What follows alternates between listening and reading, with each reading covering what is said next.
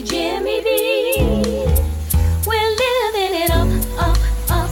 We're living that good life. We're living it with Jimmy B.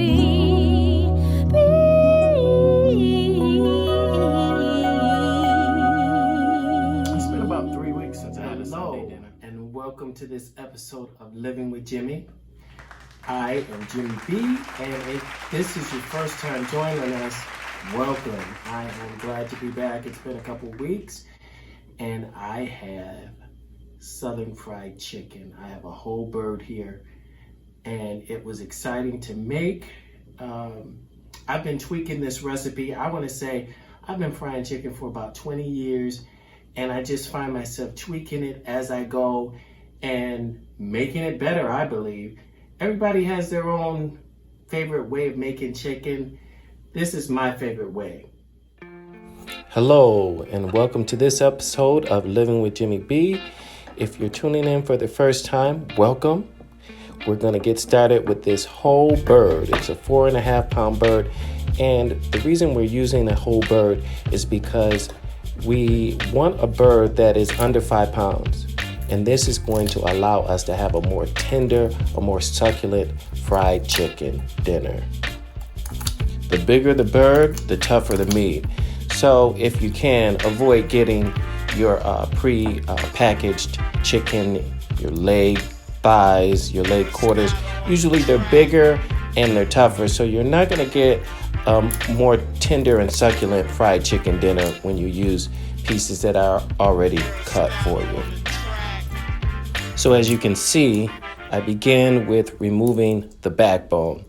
So I'm removing this backbone, and I'm just going to use it later for a chicken stock, boil it down, use it to make a chicken stock for a gravy or something like that.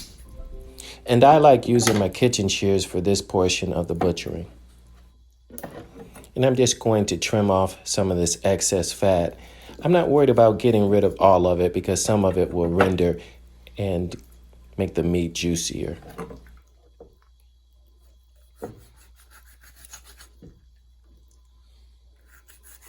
You want to simply serrate the joint with the knife so that you can find exactly where you need to cut through.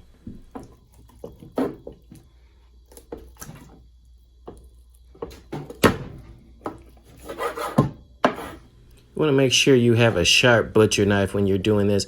It's actually safer to have a very sharp knife than it is to have a dull one. You use your bird as your guide. It simply tells you exactly where you need to cut.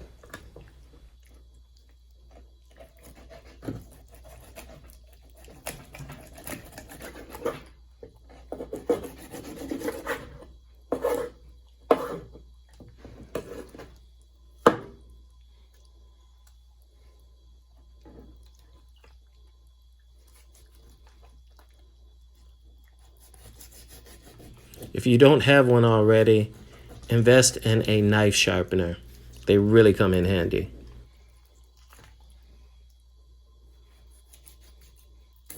For my chicken wings, I like to detach it from the breast, but leave just a little bit of that breast meat on that drum. It just makes the chicken wing just great to eat when you do that.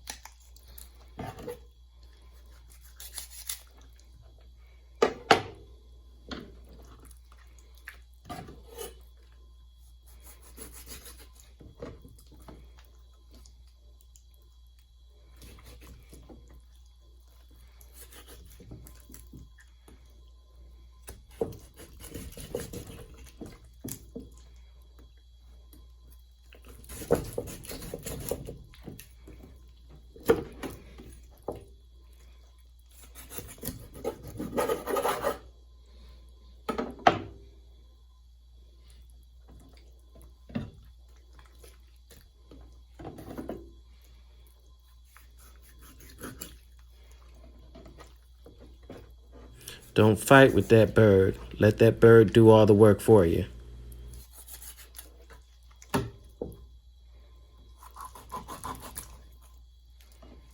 You just want to pop that bone out of that socket before you cut it so that it makes your job easier. You're not trying to cut through any bone. You're literally cutting at that joint.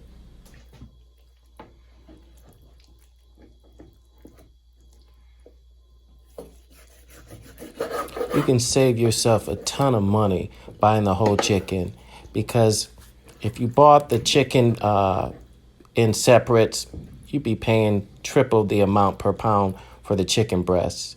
So you save a lot of money, and it's you have your choice of your size of bird. You also have the benefit of eating a whole bird and knowing that each section is actually from one single bird. For some people, that doesn't matter, but for me, it kind of does. I mean, I don't feel so much like Hannibal Lecter.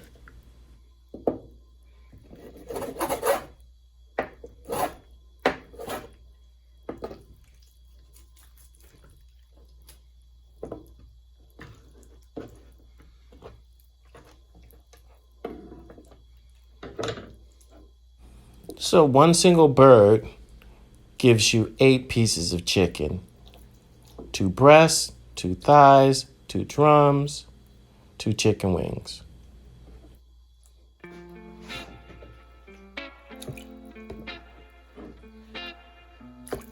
So I have a tub of cold water to immerse my chicken in.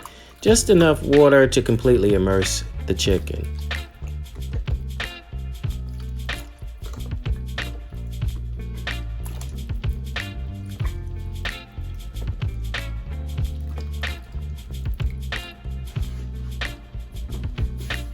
From it, I'm going to create a brine made of granulated sugar, vinegar, and salt. Typically, I would use white vinegar for my brine, but I ran out. So apple cider vinegar is just fine. Won't really make a big difference. None at all, in my opinion. So I'm going to make sure that this is well mixed together, and I'm going to place it in the refrigerator cover for about 20 minutes.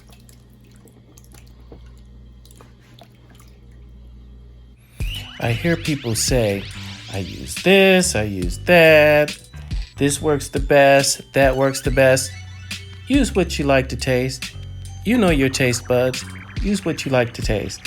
I personally like garlic powder. I like onion powder, I love celery salt, and I love a spicy kick to my chicken, so I do like to use cayenne pepper, and a lot of it, probably more than most people do. When it's all said and done, I would say I use about 11 different spices in my spice blend for my fried chicken.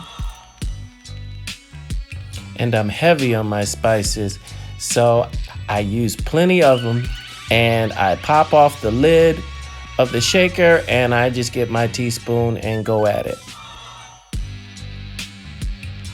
I make enough so that I can season my breading, my flour mixture with the seasoning, and have enough to marinate my chicken overnight. And also, I like to have some to put on my chicken when it immediately comes out of the fryer. So right now I'm taking some of my spice blend and I'm marinating my chicken with it. I'm making sure that I cover all of the chicken, all of the surface of the chicken, and I'm even getting under that skin. And I'm going to season this and refrigerate it for 24 hours.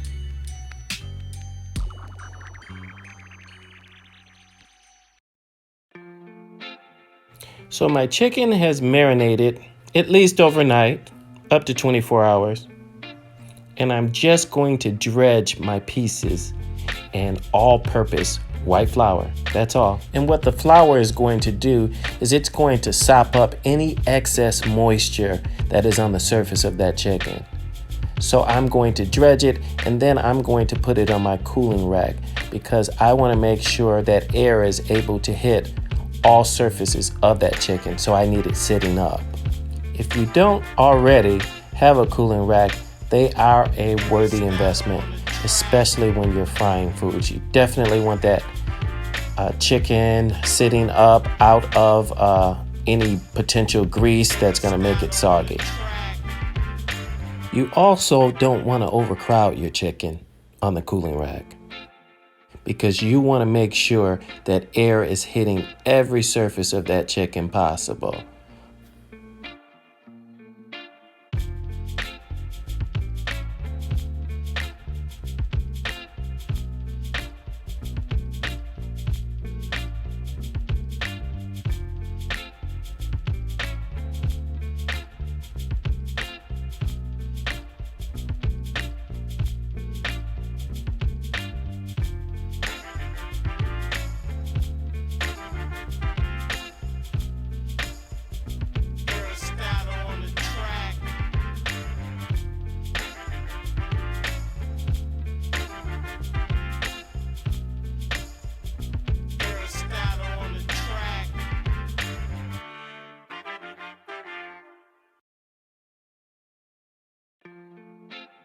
Shout out to Stovetop Kisses. I'll try to leave a link to one of her videos below. She's a YouTuber and she does blogs on cooking on Instagram, I believe.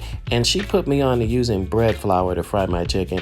It's got a higher gluten level and it just really is hearty and perfect for fried chicken.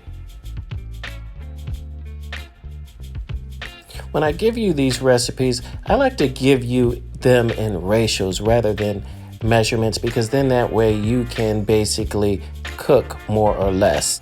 So with that being said, half of my dry mixture is comprised of high gluten flour. And I use about 2 heaping tablespoons of baking powder. You gotta use baking powder. If you don't use baking powder, you wanna use self-rising flour. You wanna use about 1/3 part cornmeal. Very fine cornmeal. And you want to use about 1/4 part cornstarch. And the cornstarch is going to do 2 things. Number one, it's going to make your breading very, very flaky and very, very crunchy. Love it. Another thing it's going to do is it's going to slow down the browning process. A lot of people find that their chicken is done on the outside and not done on the inside. They find that it's difficult to cook it all the way through without burning the outside. This cornstarch is going to slow down the process of browning.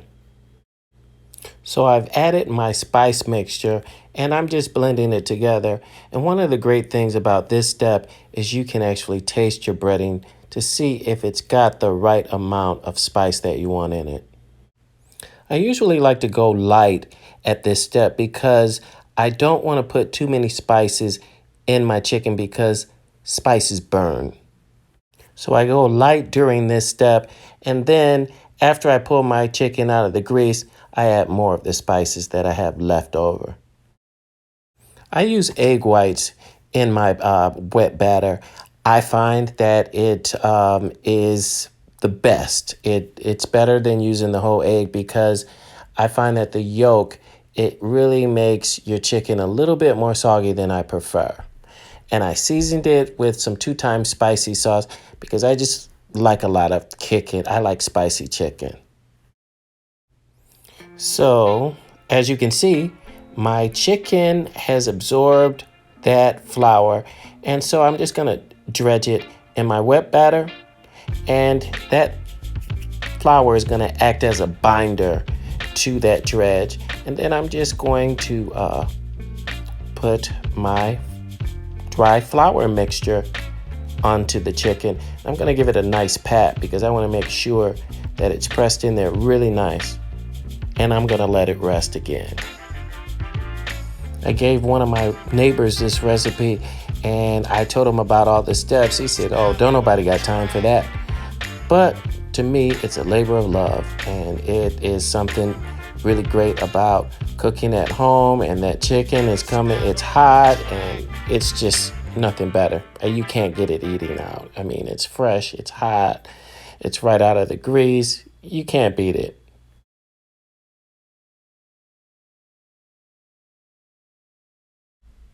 So the breading recipe that I have here today is a combination of things that I picked up over the years.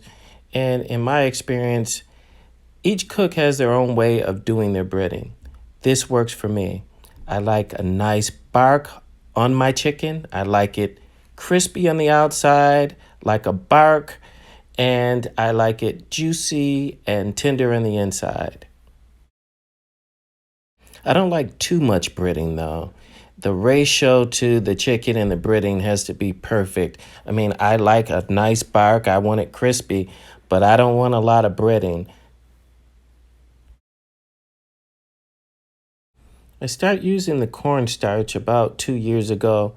I was watching a lot of different blogs and noticed that a lot of the Asian cooks used it and that it actually slowed down the browning process, so I thought that would be perfect. I've been using fine cornmeal in my breading for over 20 years now, and it really adds to the heartiness of the fried chicken. It makes it robust. Now I'm going to preheat about 2 liters of premium vegetable oil in a cast iron skillet at medium high for about 10 minutes. Over the years, I've timed it, and 10 minutes at medium high is about the amount of time that it takes to get my temperature just perfect at a 350 degree Fahrenheit temperature. And while my vegetable oil is rising to temperature, I'm going to season it. I'm going to start with about 3 tablespoons of clarified butter. And the reason I'm using clarified butter is because it has a higher temperature threshold. I'm not using plain old butter because it'll burn and it'll turn my grease really dark, and I don't want that. I also have 1/2 of a roughly chopped Vidalia onion and about 2 cloves of minced garlic. So now my oil has come to temperature, but my onions and my garlic still need a little bit more time.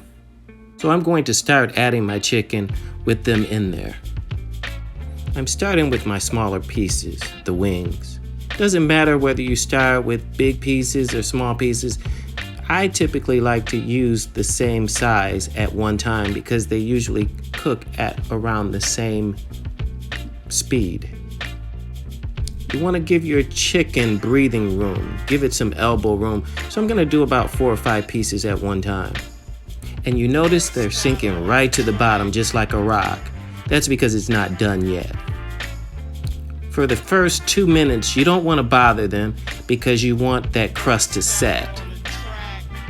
So I'm done seasoning my oil with my garlic, and the reason I know I'm done is because it turned a nice golden brown color. You don't want it to get any darker than that because it'll start to burn and it'll give a funny taste to your oil.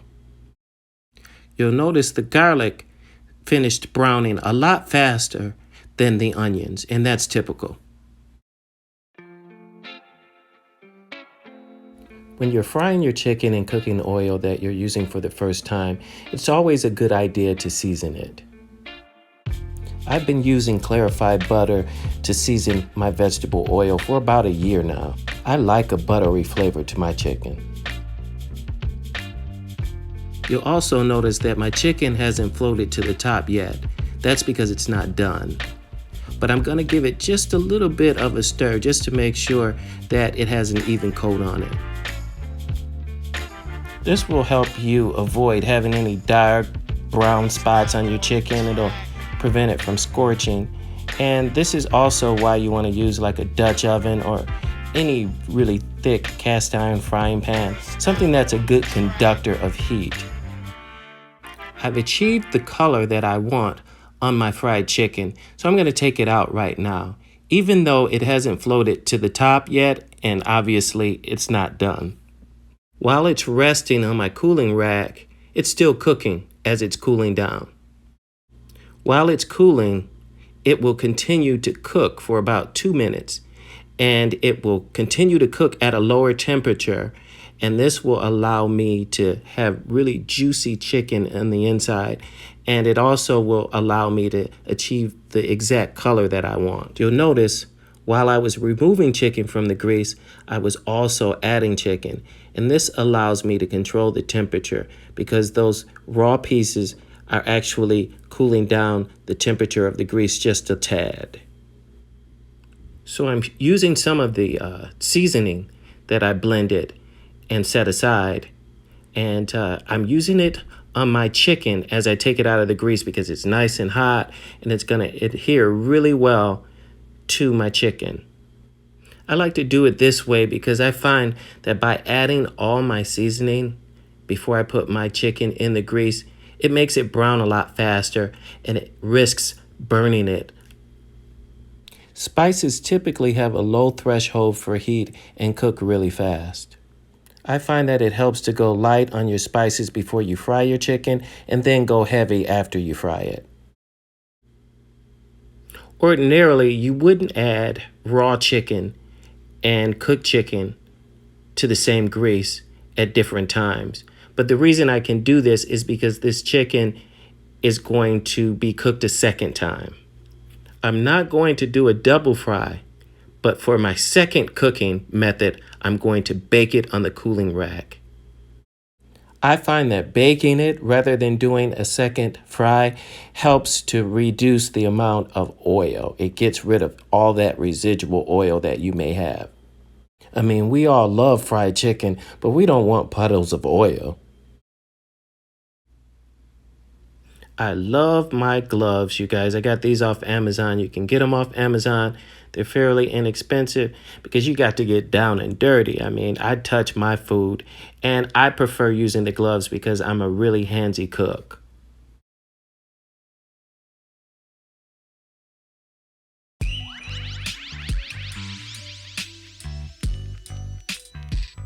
Once again, I'm not trying to cook this until it's completely done, but what I'm looking for is the color that I want. And so once I achieve the color that I want, that's when I'm going to take it out and put it on the cooling rack. These pieces of fried chicken are piping hot and they're percolating in the inside, and I'm going to place them in about a 205-degree Fahrenheit oven for about 20 minutes.